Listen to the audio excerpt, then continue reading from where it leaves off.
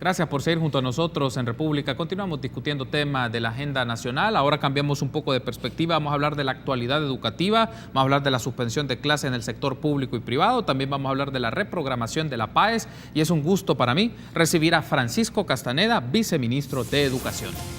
Buenos días, viceministro. Bienvenido a República. Muchas gracias, Carlos. Muy buenos días a toda su audiencia. Un saludo. Y qué bueno que en esta fresca mañana y también con mucha lluvia en muchas regiones del país podamos hablar de temas educativos y actualizar también algunos datos importantes que la ciudadanía quiere saber y qué bueno hacerlo acá desde el Canal 33. No, gracias a usted por acompañarnos y tomar la invitación y estar con nosotros por la mañana de este martes, viceministro, y unos asuntos me gustaría que empecemos justo con ello porque también ya ha sido declarado oficialmente, ayer se hizo la comunicación del Ministerio de Educación, pero también el presidente de la República y la Comisión de Protección Civil, también de la suspensión de clases lunes, martes y miércoles por las condiciones de lluvia y también de depresión tropical que se está dando y las implicaciones que esto tiene. Pero me gustaría, en el caso de lo que compete a la cartera de educación, ¿cuáles son las condiciones de la comunidad educativa? Me refiero a alumnos, padres de familia, maestros, en los 37 municipios que Protección Civil declaró con alerta amarilla, zona costera y norte de Morazán. Usted me decía antes de entrar al aire que Aguachampán también es una de las zonas en las cuales se está haciendo un énfasis también en particular.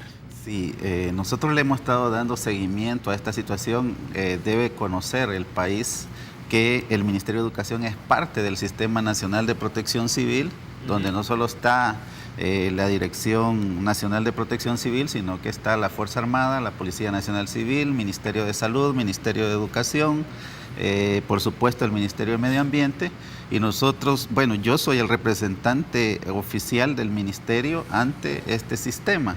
Entonces, nosotros cada vez que tomamos una decisión de estas, aunque tenemos la facultad para declarar una emergencia de suspensión de clases, nosotros también consideramos mucho lo que dice el Observatorio Ambiental del Ministerio de Medio Ambiente y toda la comisión técnico-científica que nos abastece de datos, y nosotros tenemos en tiempo real las proyecciones a dónde va a caer determinada cantidad de lluvia, a dónde hay susceptibilidad de deslizamientos, a dónde hay posibilidades de desborde de ríos, quebradas, y nosotros como tenemos que tomar decisiones en función de los más vulnerables de nuestro país.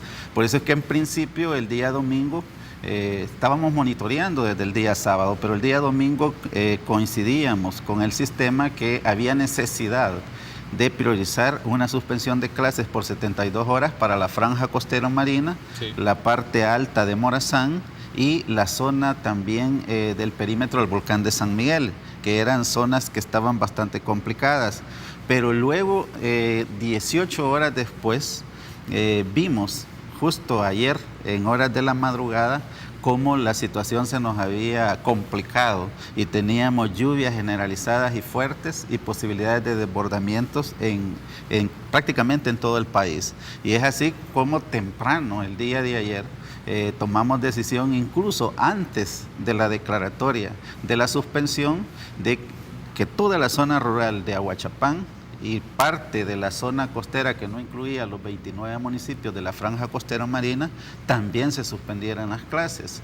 Luego que nos reunimos a las 9 de la mañana y posteriormente también le consultamos al presidente de la República, se toma la decisión de oficializar esta suspensión que abarca obligatoriamente para el sector público y el sector privado. Pensamos en los más vulnerables y creo que ha sido una medida muy acertada y muy acatada por la inmensa mayoría de personas, salvo excepción de aquellos que a veces tienen dificultad de que a dónde voy a dejar mi hijo con esta suspensión porque tengo que ir al trabajo, pero que de alguna manera nosotros pensamos en los más vulnerables y que de alguna manera cada quien desde su situación propia, familiar, socioeconómica, también así valora mucho más o menos este tipo de decisión, pero para nosotros lo importante es preservar las vidas de nuestros niños, de nuestros jóvenes.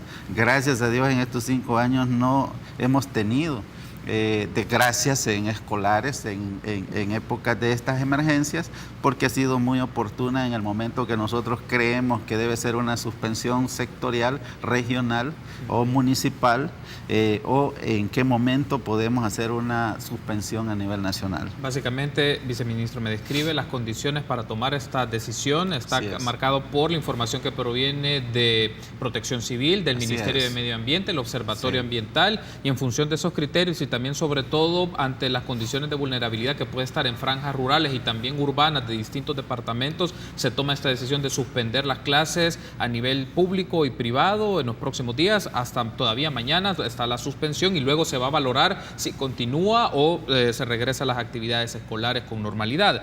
Quiero consultarle sobre esto, viceministro. ¿Se registran daños en infraestructura escolar hasta este momento y en qué zonas y qué tipo de daños? Quizás un detalle más, porque es importante y veo que usted comprende muy bien las condiciones que a nosotros nos permiten tomar una decisión que no es fácil tomarla, porque sabemos que esto también atañe al sector privado, incluso al sector de universidades, que les dejamos cierto criterio por la autonomía que tienen las universidades y por la población estudiantil que ellos tienen, que es más independiente que la población estudiantil que tenemos nosotros en todo el sistema educativo.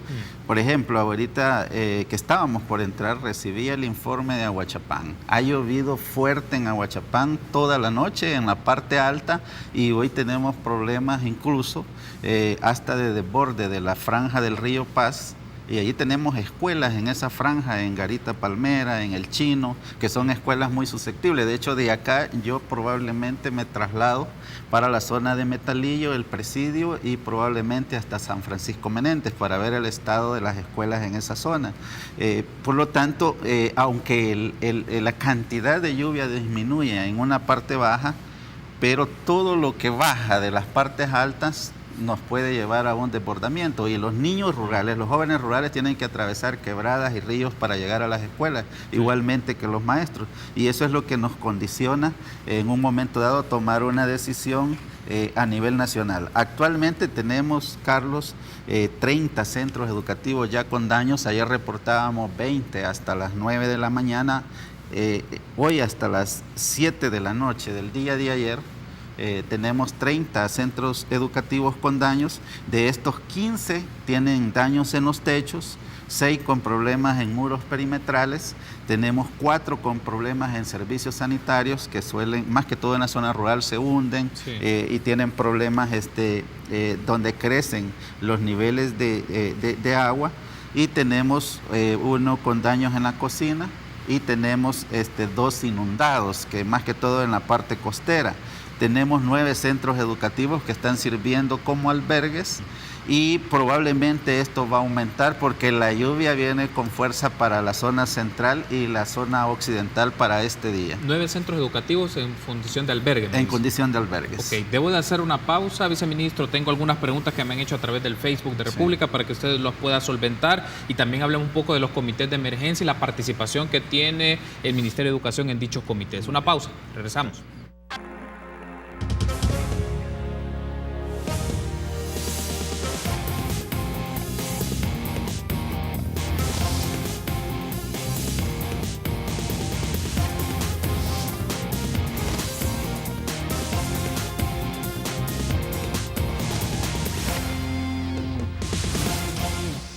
Gracias por ser junto a nosotros en República. Continuamos platicando con Francisco Castaneda, viceministro de Educación. Estamos hablando de la actualidad educativa y sobre todo ante las condiciones de emergencia que se dan en distintos lugares del territorio nacional. Ya nos confirmaba el viceministro, 30 centros educativos con daños, 9 centros educativos utilizados como albergues en distintos departamentos del país: San Miguel, La Unión, La Libertad y Sonsonate. También hay un énfasis en la zona de Ahuachapán, donde va a estar monitoreando el Ministerio de Educación. Una consulta que nos hacen a través de las redes sociales, viceministro, es la suspensión de clases y en este caso si los profesores deben asistir a los centros escolares o también se mantienen en sus casas y solamente es con los alumnos. Me gustaría que nos aclarara ese punto. Ayer en la conferencia de prensa orientábamos. Para nosotros es muy importante la vida de nuestros escolares y de nuestros maestros. Y en aquellas escuelas alejadas donde el acceso sea difícil y haya un riesgo potencial, hemos orientado a las 14 direcciones departamentales a sus equipos de técnicos de enlace en cada distrito educativo, que los maestros no hay que forzarlos a que asistan. Sin embargo, es importante que los maestros estén en apresto, porque en un momento dado nosotros podemos llamar y requerir de ustedes para apoyar determinadas comunidades educativas. De hecho, los maestros y maestras del Centro Escolar Cantón El Presidio, el Amatal en Metalillo, yo después de esta entrevista voy para esos centros educativos. Y lo que queremos es nosotros no solo verificar cómo está el daño, el estado de los centros escolares, sino también en qué podemos cooperar con los maestros, con psicólogos del Ministerio de Educación y acompañar a todos los equipos del Ministerio de Salud y de todo el sistema de protección civil que están en la zona. También nuestra profesión, aunque la vida nuestra es importante y valiosa, una vida humana es valiosa, para nosotros también debemos de reconocer que nuestra profesión es de servicio. Y son nuestros niños, son nuestros hijos también, nuestros alumnos en las escuelas. Por lo tanto, también en un momento dado podemos requerir de ustedes. En las escuelas más metropolitanas, más urbanas, les hemos indicado que pueden incluso en un momento dado presentarse en las oficinas departamentales para estar disponibles para atender alguna emergencia. Pero en aquellas escuelas que hay un riesgo potencial, nosotros hemos pedido que no asistan nuestros maestros y maestras hasta que finalice la suspensión que está programada para el día de mañana. Ok, ahora otro asunto que me gustaría que se conociera y se podría ampliar, viceministro, es qué rol tiene el Ministerio de Educación con los comités de emergencia departamental. Ya usted nos daba un poco la idea a través de la función de los maestros, pero sí, ¿qué otras instancias, por ejemplo, directores o vinculación con padres de familia, cómo se articulan con los comités de emergencia departamental, sobre todo en zonas donde ya se está identificando los mayores riesgos, deslizamientos, inundaciones? ¿Cuál es el trabajo que hace? La experiencia de nuestro gobierno ha avanzado en una forma enorme en sistematizar todas aquellas debilidades que se tenían anteriormente en el manejo de emergencias, y hay todo un sistema nacional de protección civil muy constituido. Entonces, nosotros, por ejemplo, de los titulares del ramo de educación, normalmente yo en mi calidad de viceministro participo de todas las reuniones, hayan emergencias o no, del Sistema Nacional de Protección Civil, en caso de epidemias, en caso de enjambres sísmicos, en este que es un fenómeno de lluvias. Y también los directores departamentales de educación son parte de las comisiones departamentales de protección civil. Y los directores, el director líder del Consejo de Directores a nivel distrital, sí, participa también de la Comisión Municipal de Protección Civil. Y ese profesor es uno de los más sacrificados, ese director, porque él está obligado en estas emergencias sesionar con los alcaldes o alcaldesas en el Comité Municipal de Protección Civil. Es decir, que nosotros estamos articulados en todos los niveles. Por lo tanto, cuando hay un dato importante de la Comisión Técnico-Científica y del Observatorio Ambiental que nos dice que hay una amenaza, nosotros nos activamos y las alertas que se van emitiendo, así también es el nivel de apresto, sí, y de compromiso que deben de tener. En el caso muy personal, yo no duermo en estos días porque tengo que estar pendiente hasta la medianoche y en la madrugada de cómo está la evolución, y los 14 jefes departamentales están conectados conmigo a toda hora. Hoy a las 5 de la mañana recibía ya los primeros informes de San Vicente. En San Vicente ha aumentado la lluvia en la parte baja de San Vicente, en la desembocadura del Lempa por la zona de San Vicente. Hay lluvia también en La Paz. Y aquí en San Salvador, pues usted está escuchando cómo está la lluvia de fuerte. Y en Aguachapán también, que me llamaba muy preocupado el jefe departamental, que hay posibilidades de desbordamiento en la parte baja. Yo ya me comuniqué con el secretario de Protección Civil, el secretario de Vulnerabilidad, donde ya les copié que en la parte sur de Ahuachapán nos reportan que hay complicaciones, igual Sonsonate, y por eso es que yo me traslado para Sonsonate en unos minutos. Otro asunto, vamos a cambiar de tema en unos instantes para hablar del tema de La Paz y su reprogramación, pero antes de eso, solo para no dejarlo suelto, viceministro, esta idea es, eventualmente, si las circunstancias se pueden ir agravando respecto a las lluvias, también las universidades deben de estar a la expectativa, porque como usted menciona, en función de su autonomía, queda criterio si toman la decisión de suspender o no las actividades, pero en función de las circunstancias pueden agravarse, también el Ministerio de Educación le puede solicitar y pedirle a las universidades que suspendan, sobre todo también aquellas que tienen sus campus fuera de San Salvador. Sí, yo felicito a las universidades que sin haberles dado el mandato expreso de que suspendieran clases, han tomado esa decisión pensando en sus estudiantes, porque usted también como docente universitario sabe de que no toda la población estudiantil es de acá, de San Salvador. Se viajan de otros departamentos para estudiar determinadas carreras acá en la zona metropolitana y ellos corren riesgo. Hay deslizamientos en las carreteras por la carga que hay de humedad y eso pone en riesgo hasta el que tiene su propio transporte. Sí. Pero nosotros la decisión la vemos en función de los niños y jóvenes que no tienen un transporte escolar y que tienen que caminar, igual a los maestros que no tienen un transporte para dirigirse a sus centros educativos.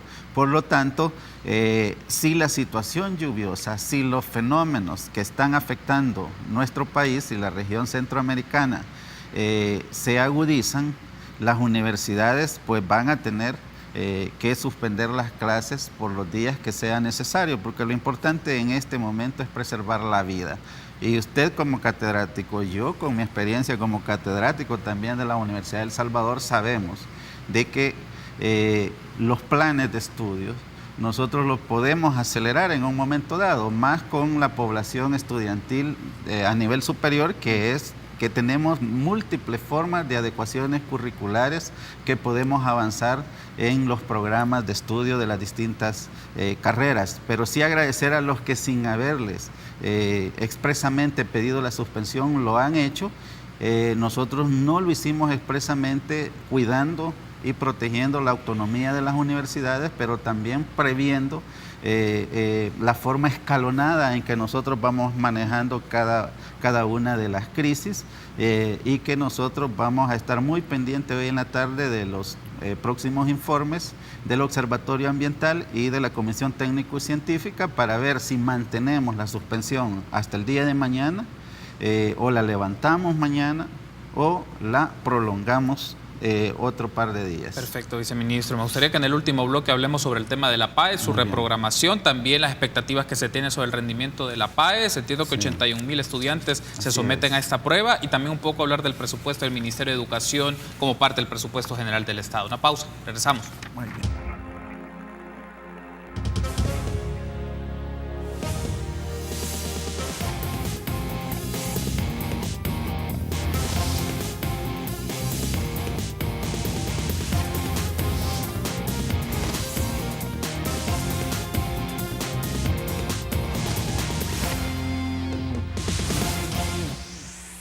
Gracias por seguir junto a nosotros en República. Último bloque de la entrevista que tenemos con Francisco Castaneda, viceministro de Educación. Hemos hablado un poco de las condiciones de lluvia y las afectaciones que ha dado en distintos lugares del territorio nacional, también las implicaciones que tiene para los centros educativos, para los docentes y la comunidad educativa. Ahora hablemos otro de los asuntos, que es la suspensión de la PAES o la reprogramación de la PAES para la próxima semana y cuáles son las indicaciones importantes que deben tener en cuenta los padres de familia, como los alumnos, 81,000 estudiantes los que se van a someter a esta prueba.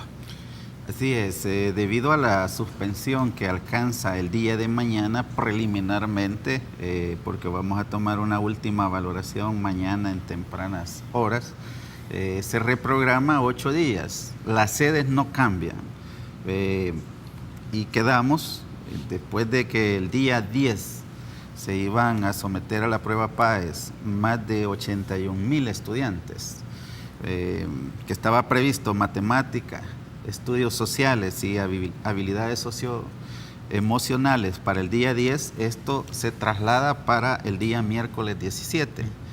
Y las dos materias o disciplinas que estaban programadas para el día 11, que era ciencias naturales y lenguaje y literatura se trasladan para el día 18. Las sedes no cambian. Vamos a estar en un promedio de 312 a 317 sedes y no cambia la fecha de la prueba extraordinaria para aquellos jóvenes que tengan alguna dificultad comprobada que no puedan asistir estos 2 días. Sí.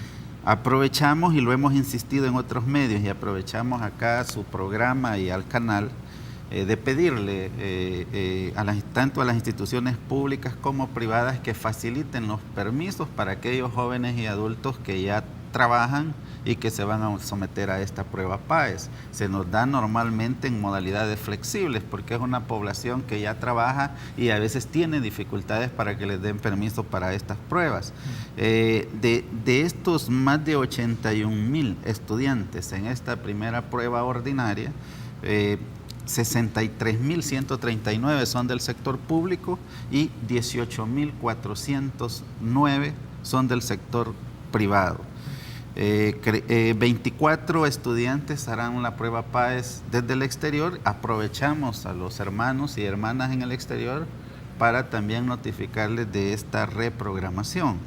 Y 152 estudiantes con discapacidades que también van a tener un administrador de pruebas especialista en lenguaje de señas salvadoreñas y en sistema braille, con el sentido de inclusión que tenemos nosotros en el sistema educativo, y alrededor de unos 200 privados de libertad que también se van a someter en la prueba PAES desde alrededor de 16 centros penales del país. Ahora bien, viceministro, quiero aprovechar en este último tramo que tenemos de la entrevista para hablar del presupuesto del Ministerio de Educación, porque se presentó recientemente el proyecto del presupuesto general del Estado 2019 y en el caso del Ministerio de Educación hay un aumento respecto al funcionamiento de dicha cartera de Estado, pero hay una disminución respecto a la inversión pública en funcionamiento.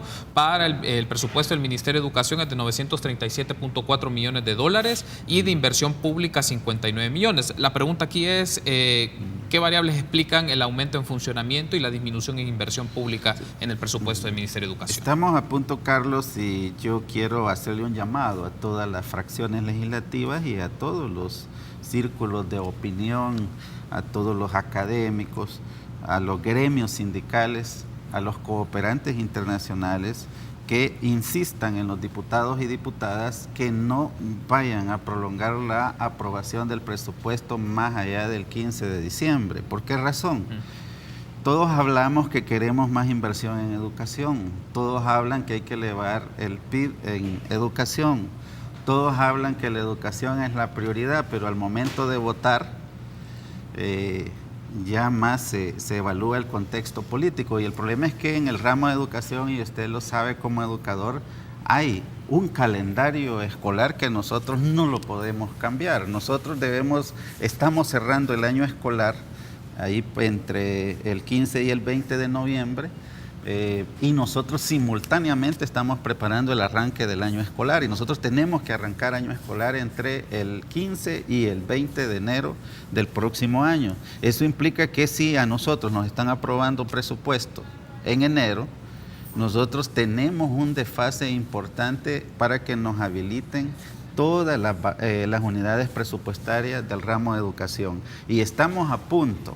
Y es el momento para demostrar el amor a la educación y lo que es estratégico para el país, de tener el presupuesto más grande en la historia de este país en materia de educación, porque podemos llegar cerca a los $1,000 millones en el ramo de educación.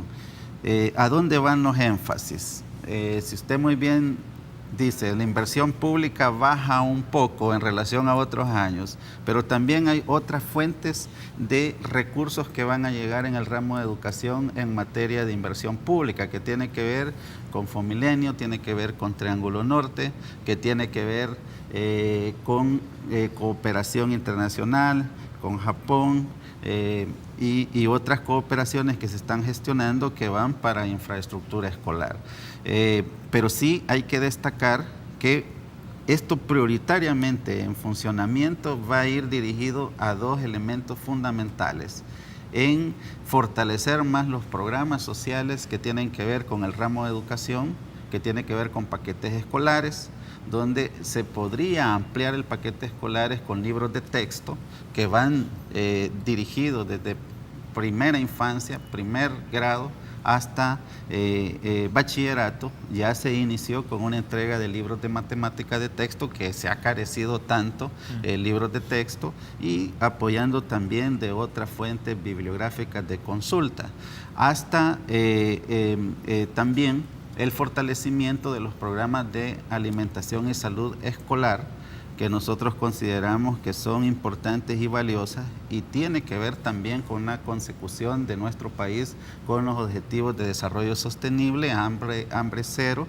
y eliminación de la pobreza, porque como lo conversábamos con usted en el intermedio, se vive distinto de acuerdo a la situación que tenemos. Un vasito de leche, un refrigerio escolar, es tan valioso en la zona rural, en la zona urbano marginal, que a lo mejor no se ha visto así en las zonas más metropolitanas. Un paquete de cuadernos, zapatos, uniformes es tan valioso, pero además estamos incluyendo la parte productiva, que tiene que ver con huerto, tiene que ver con granja y tiene que ver con compras locales, que a lo mejor en otro programa vamos a abordarlo. Pero, y la otra parte es importante, que en el plan de dignificación de nuestros docentes y cómo hacer más atractiva la profesión de los docentes para que los mejores hombres y mujeres de este país deseen ser los futuros maestros y maestras, viene también el aumento salarial a nuestros maestros y maestras, que fue pactado y que no fue producto de que estamos en un año preelectoral, porque el artículo 33 de la ley de la carrera docente le establece que cada 3 años hay que hacer la revisión salarial, y este año pactamos un aumento a los maestros de $100, 50 aplicados en este periodo y 50 a partir de enero del 2019, y 60 para el sector administrativo, 30 en este año y 30 para el otro año. Esto es lo que lleva estratégicamente ese aumento, pero además la Universidad de El Salvador, que también recibe presupuesto a través del ramo de educación,